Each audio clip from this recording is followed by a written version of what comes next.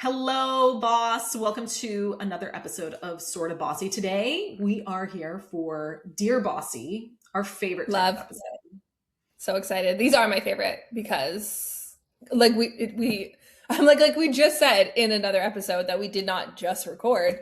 It's so much more it's fun to talk with context, you know? Yeah. I was going to take my sweatshirt off so that I had No, you were, but I wasn't going to change. So then it was just going to be weird. Like Emily just doesn't change her clothes.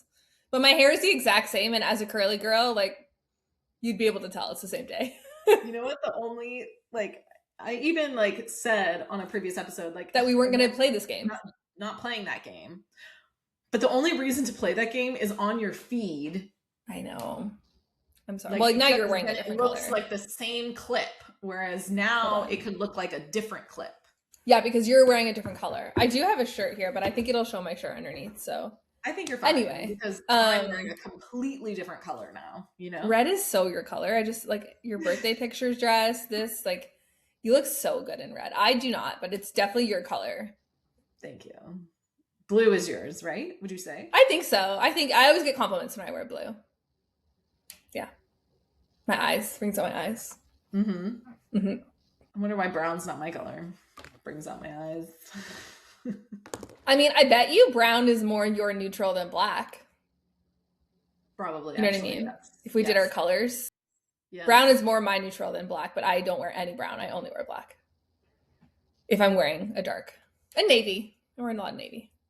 Black is now hard for me. It used to be like half my wardrobe, and black is now harder for me because of my hair color being so dark. Yeah. But also, if you've ever dyed your hair, you know how hard it is to go lighter. Like, it's really hard to go lighter from here. But we need bleach, which you're not willing to do. So that's like a lot of bleach too. Like, I also don't. Yeah, I don't. Girl, look at me. Like, do you know how much bleach is in this head? I don't like myself blonde, but I would like myself slightly less brown than this. But it was funny because I turned 40, and my boyfriend and some friends threw a surprise party for me. And one of the things that they did for decor was this like a, what's it called? A cutout, like a cutout, like a life-size cardboard cutout of me. Yeah. And it was from like my adult version was from a few years, I don't know, probably 5 years ago. When pre-pandemic. You were wearing skinny jeans, like super skinny jeans. I was wearing skinny jeans, so it must have been pre-pandemic. Yeah. And my hair was my natural hair color. I had never dyed it before. When I met you, you'd never dyed it. Yeah. Never had dyed it in my life. And my girls were like, oh my God, your hair is like white, like blonde, you know? And I was like, that's my natural hair. It's not blonde, but it was like, it's like golden brown. Yeah. Golden brown. Yes. So pretty. Everything you do is so pretty though. So I'm not. I was always jealous of your natural hair. I don't know what my natural hair color is. I haven't seen it since grade 7. Yeah, it's, it's hard to look at that because I'll never have that natural hair again. Number one, because how would we get back there? But number two, my hair naturally is so much more gray now that that's why I had to start dyeing, and here we are. Dark brown, Well, all that to say is that we played the game. So this is a new day, new recording session. Do you want me to pick a card for this recording session? Mm-hmm. All right. If you fail to plan, you plan to fail. Okay. That's a classic one for me, actually. I pulled that one a lot. Really? Yeah.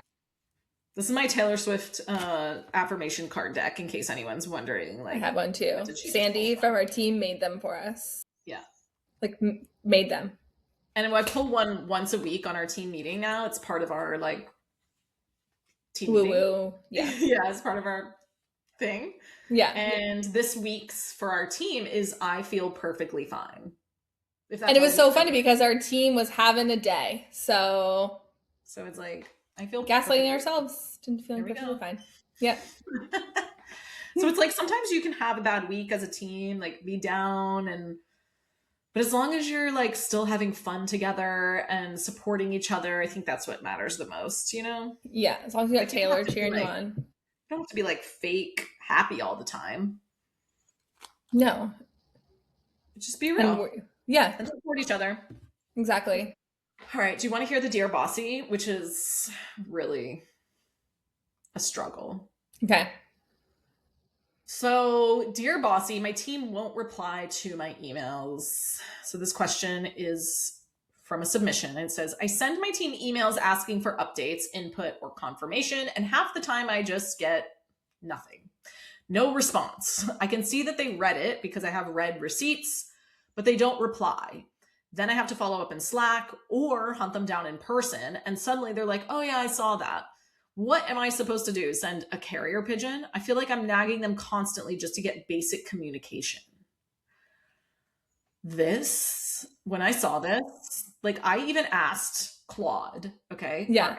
AI, because I was like, okay, this is a good submission, but like, is this common? Like I asked Claude, I'm like, should we really do this as a podcast episode? Is this common? And Claude was like, yeah, this is actually one of the most common manager complaints is that you don't get any response from your person. I think this is way more common in like middle management versus, you know, you're working super with small teams or something. Yeah.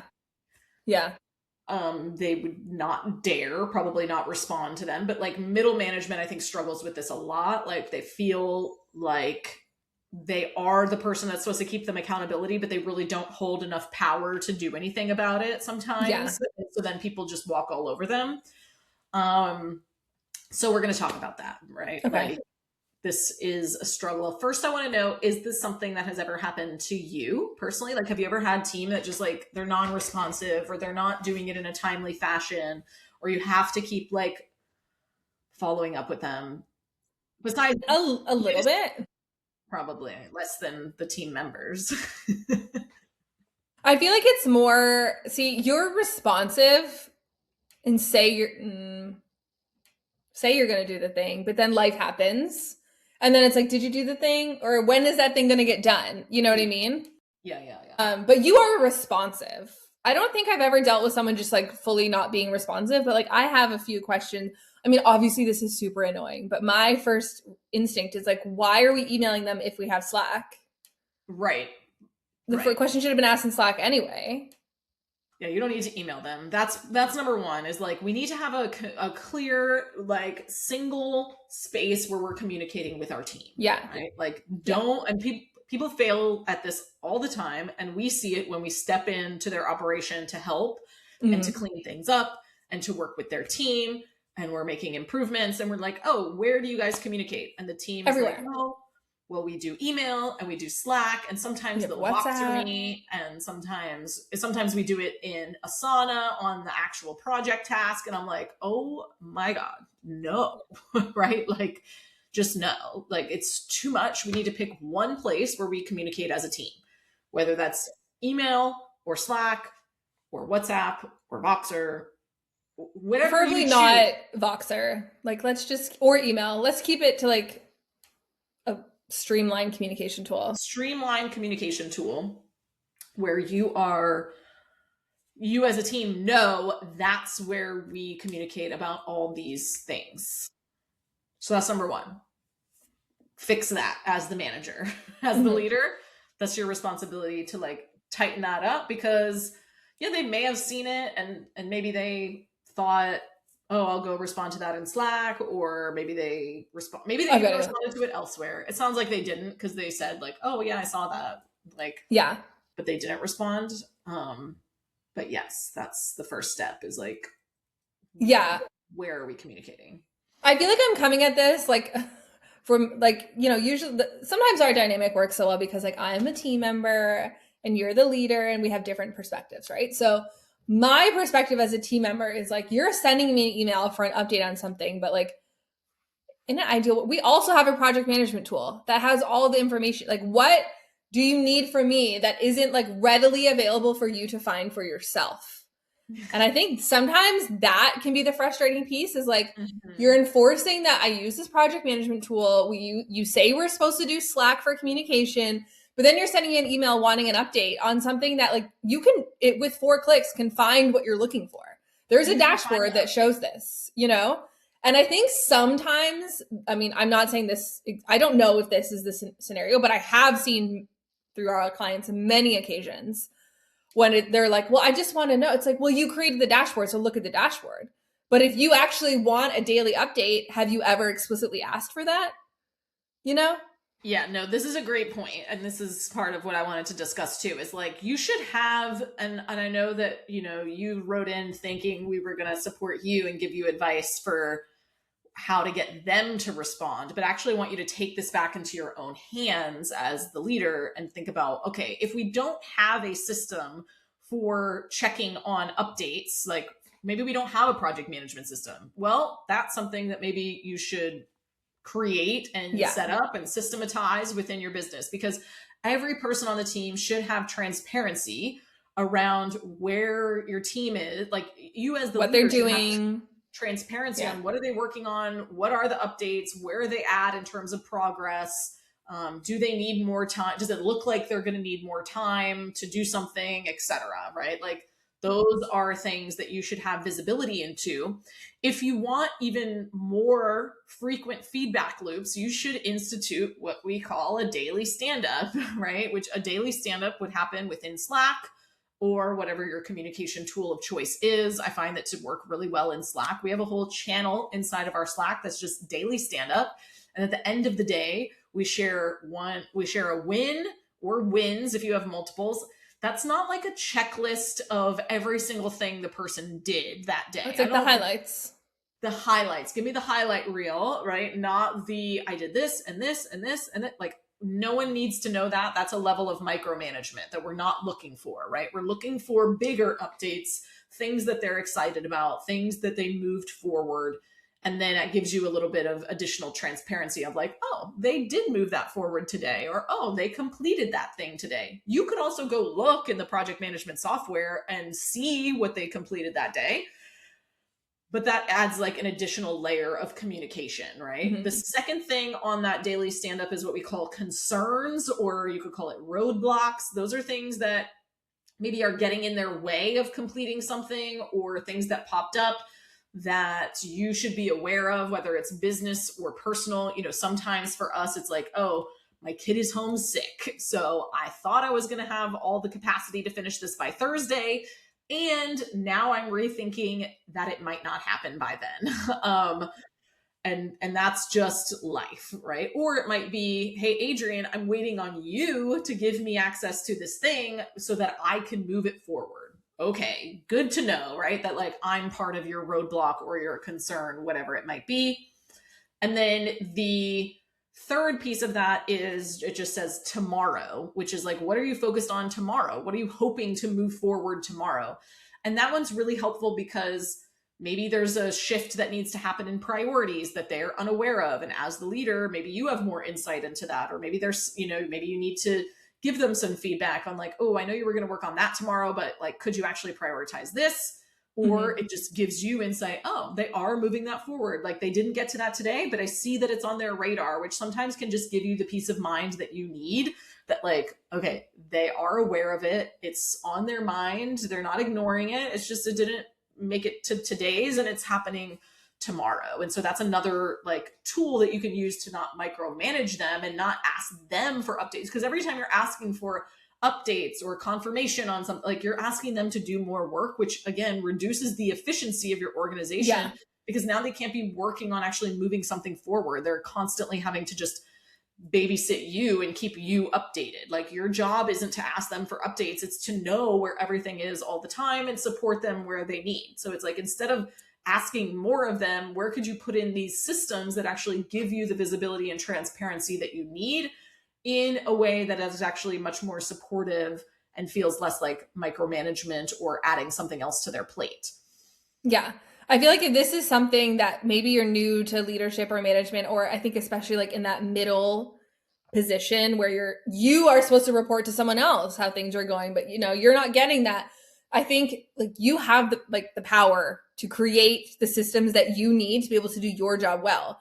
And that includes, something like a stand-up or implementing better project management or anything like that that's going to give you the data you need without constantly having to be like, can you confirm this is done? Can you confirm this is done?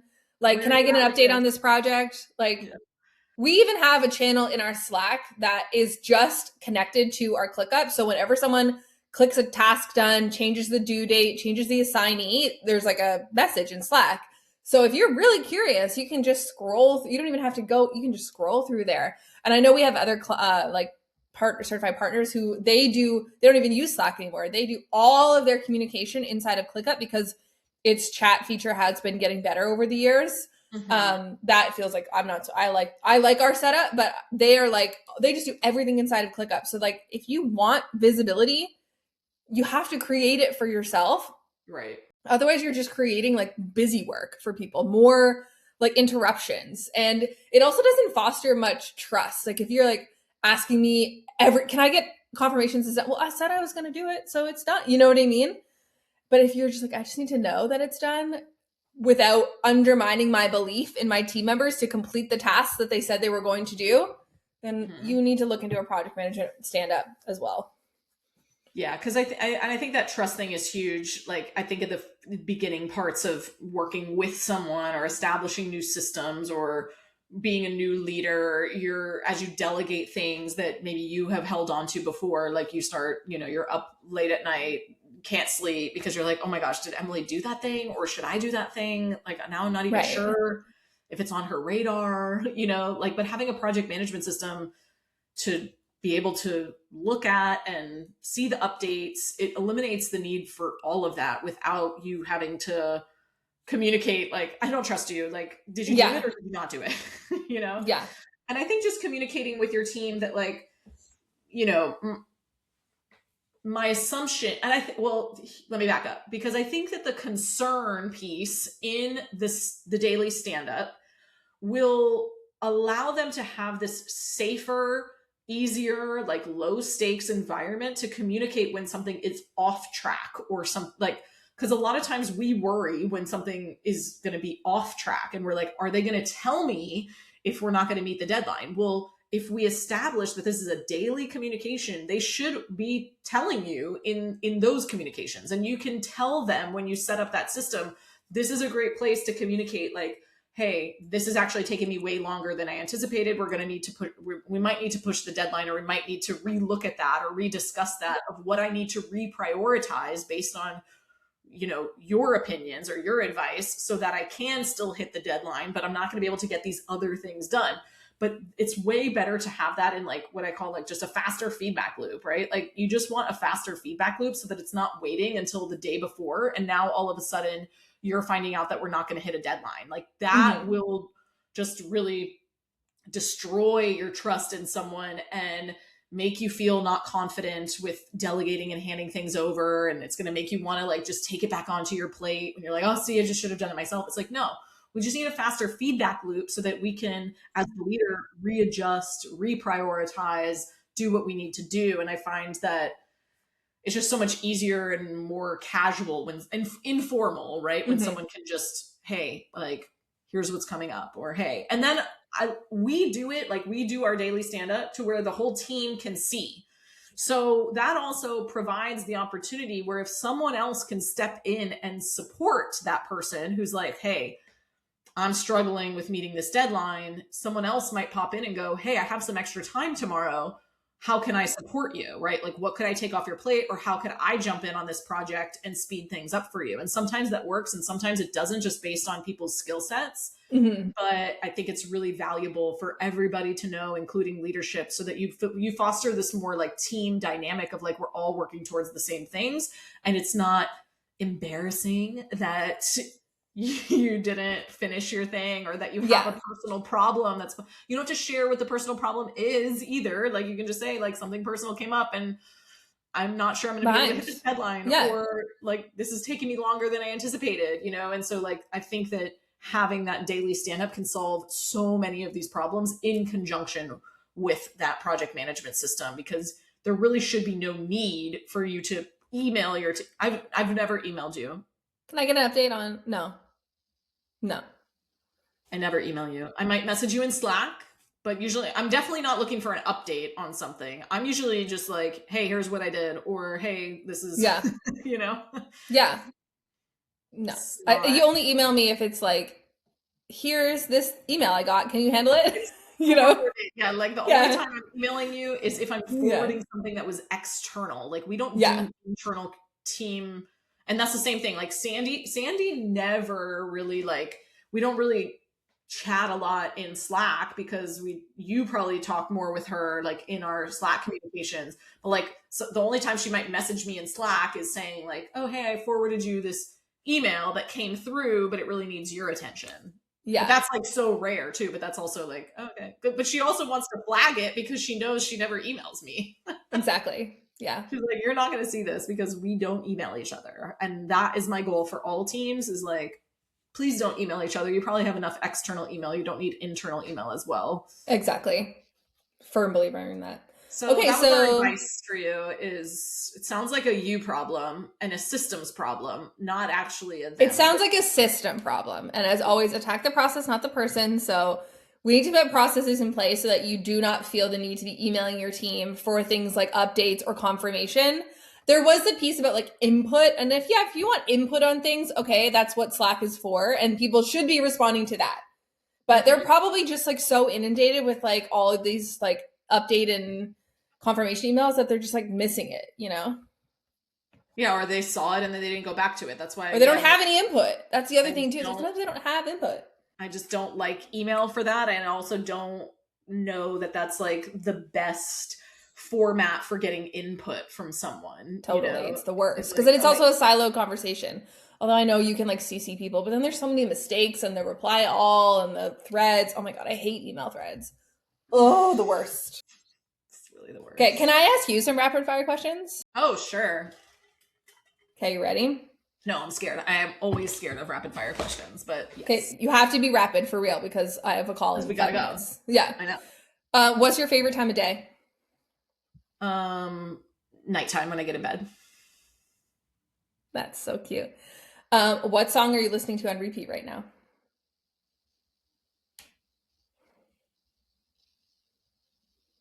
I haven't been listening to music lately, but I've been listening to a lot of Casey Musgraves, like Butterfly. Good answer. Solid answer. When she tours again, we should go together this time.